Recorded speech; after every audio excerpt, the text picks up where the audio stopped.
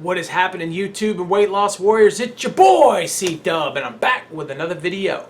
Today I'm going to talk to you guys about coffee, when you should drink it, whether bulletproof is okay, what benefits it has, and what benefits are we lied about. And I'm going to hit you with them all right after this.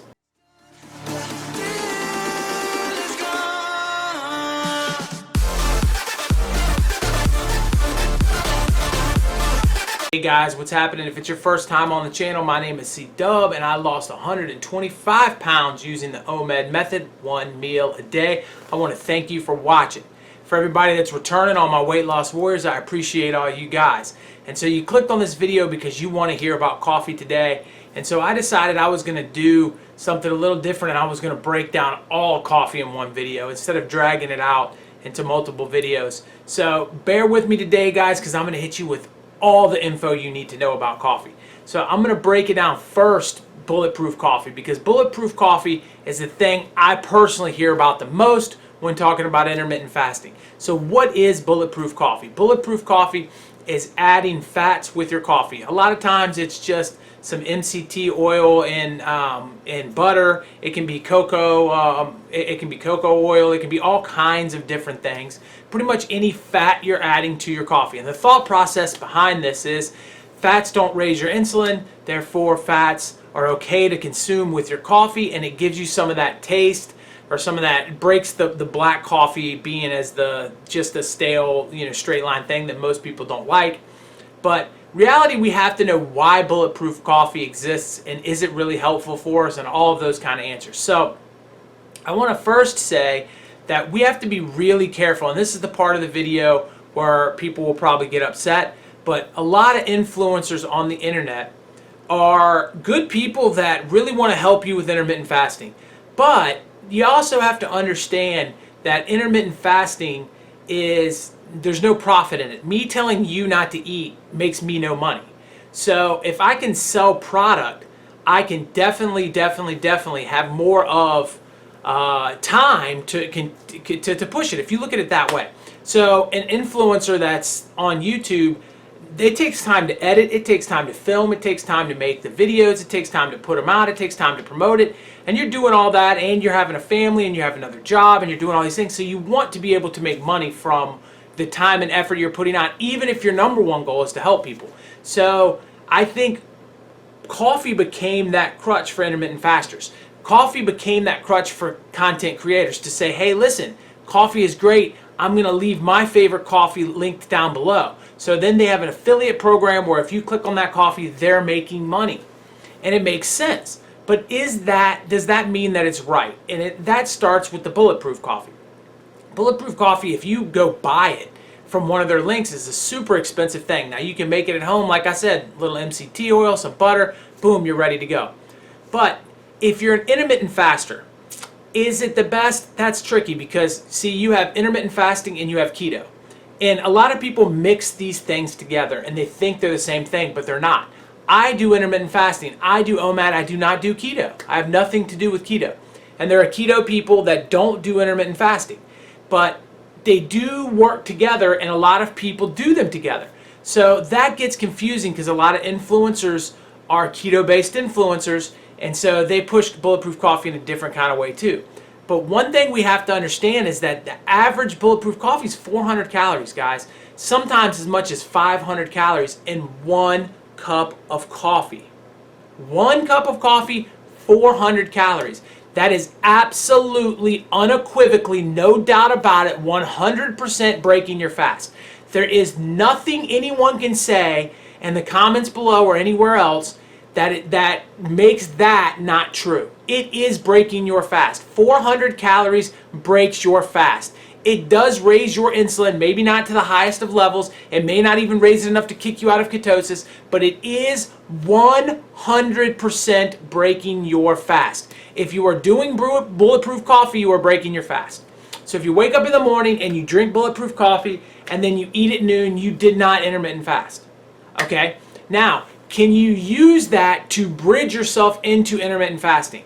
Absolutely. What do I mean by that? My wife is a coffee drinker, been a coffee drinker. When I started this journey, she said, I can't do it because I love coffee.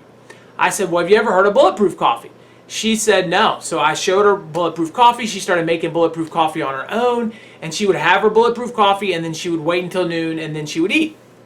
Well, after a while, she said, why am I even drinking this coffee? And she stopped. So it bridged her into a true 16 and 8 and eventually into a true warrior. She will still drink coffee during her window, but she has no desire to drink coffee outside of her window now. So that is inherently a good thing. So if you're drinking bulletproof coffee, I'm not trying to be hard on you, but I am trying to let you know 100% bulletproof coffee will break your fast, period. Okay? So now that we've put that on the burner and we understand that that does break your fast, adding sugar, adding creamer, also break your fast, also add calories, and they also are even worse than adding the fat to it, really, because your insulin levels are going to go up even higher. So black coffee definitely does not break your fast. It doesn't really have any calories at all to speak of, so your body does not do it. But it does do a lot of different things scientifically. So you have to take those things into consideration too. So basically, what I'm trying to say here is when you are drinking coffee, it is going to do body changes to you. Coffee is inherently a drug. We can sugarcoat that if we want to or not, but it literally has caffeine in it, which is a drug, and actually can be very addicted to it, which also makes things hard, and it's one of the reasons why it's hard to kick the habit. So not only are the influencers on YouTube pushing the product on you, but also it has an addiction to it. So that's pushing it in your brain too. So a tough balance. But the question becomes, is it good or is it bad for you? So let me say it's both. And I always know when you're watching a channel you hate that, but I'm going to break it down for you why. So the reason why coffee can be good for you is coffee can actually increase autophagy, guys. As crazy as that sounds, a cup of coffee actually can get your body, it releases a few different hormones that work with autophagy. So if you're drinking a cup of coffee, you can speed up the process of autophagy by a little bit. So if you're having coffee and you're doing OMAD, you can really kind of kick yourself into where you're getting a little bit of autophagy during that time. But is it always, guys, there's mTOR and all that kind of stuff. If you guys want a video on mTOR, we can talk about that one day. But there's all kinds of little teeny things that people have said are positive things that coffee can do for you in your weight loss. It's also an appetite suppressant.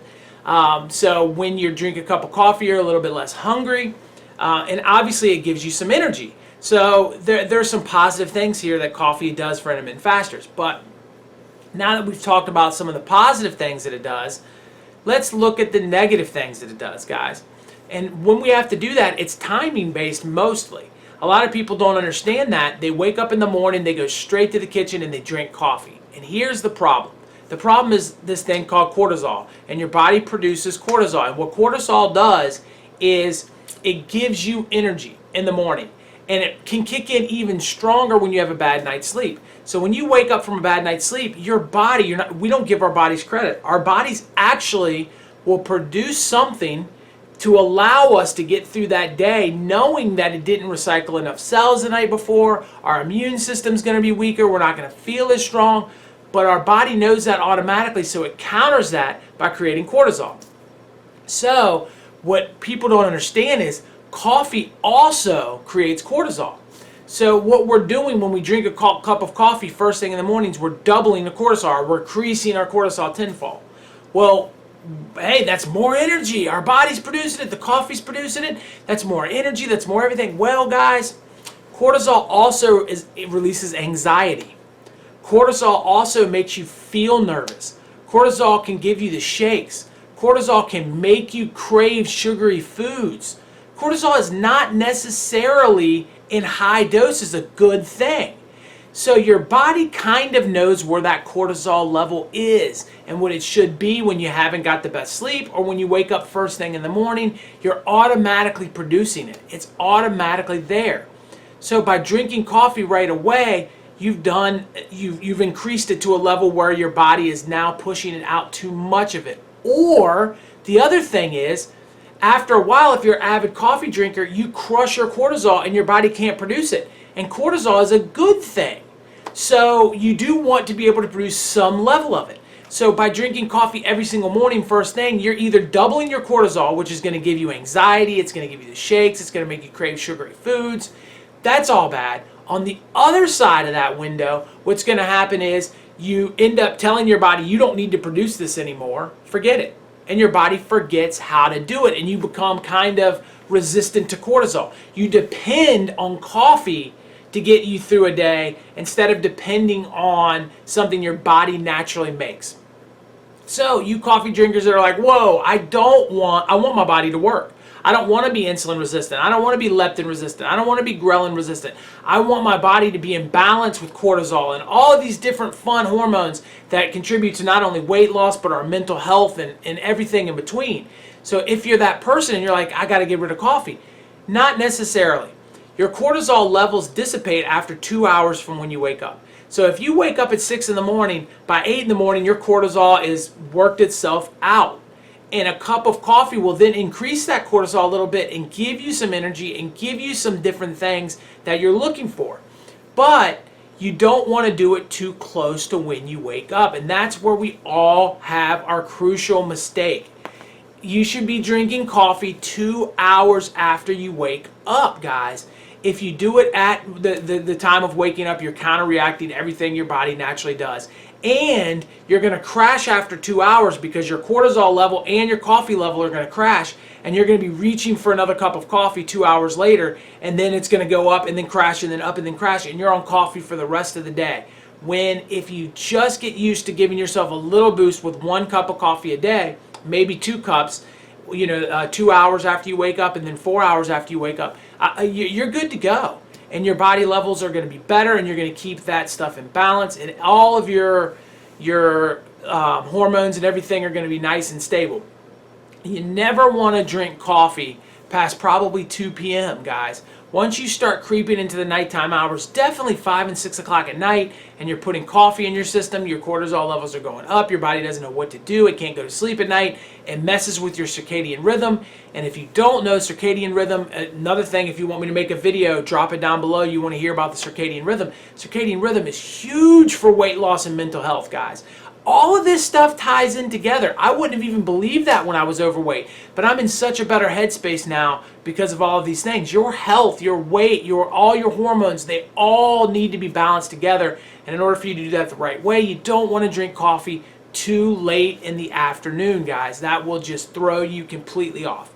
Now, let me give you the final thing. So, do I think coffee, well, I got a couple of things. Do I think coffee really is good for you? I think it can be. I do not drink it. You coffee drinkers, I think you're fine doing it. I think it can increase your autophagy. I think it can do some wonderful things. But I also think that doing it too early in the morning is a bad thing. You need to push it back 2 hours. One final note, guys, about coffee. One final thing that I want to say.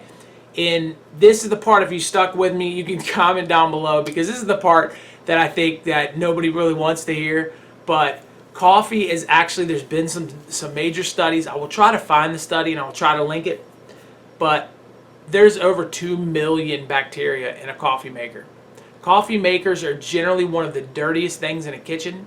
They never are cleaned quite right, and because of the process of the way they do with the heat and the water and the filtration system and all of that thing, they're notorious for carrying through bacteria. Restaurants, they're the dirtiest thing in a restaurant. Coffee is probably not the most sanitary thing in the world when it comes to that. So when these studies, over 2 million bacteria per glass of coffee, guys. And if you're drinking that coffee and you've spiked your cortisol and your immune system's down, your chances for getting sick are going to be exponentially higher than they are otherwise. So you need to be very careful when you're drinking your coffee and making sure that the source in which you're drinking your coffee from is a very clean source. You need to spend time cleaning your coffee maker. You need to make sure that it's not something you do every month or every 6 months or something like that. And you also need to know that if you're doing it first thing in the morning, you can be getting yourself sick, because that's the time when your immune system is going to be at its lowest. Guys, I hope this video was helpful. I hope that everybody that is a coffee drinker is able to kind of wrap their mind around everything I said. And everybody that's not a coffee drinker, I hope you're educated and you can make a formal decision. Remember that just because somebody is marketing something to you, it doesn't mean that it's right. A lot of intermittent fasters can't make money any other way, so coffee's what they're going to hang their hat on. So I just wanted to give you guys that. You guys know it right here. Beautiful face. That's going to help me if you click on it and subscribe, guys. Videos popping up. Click on those, guys. I appreciate all of you weight loss warriors, and I will catch you on the next one. Peace.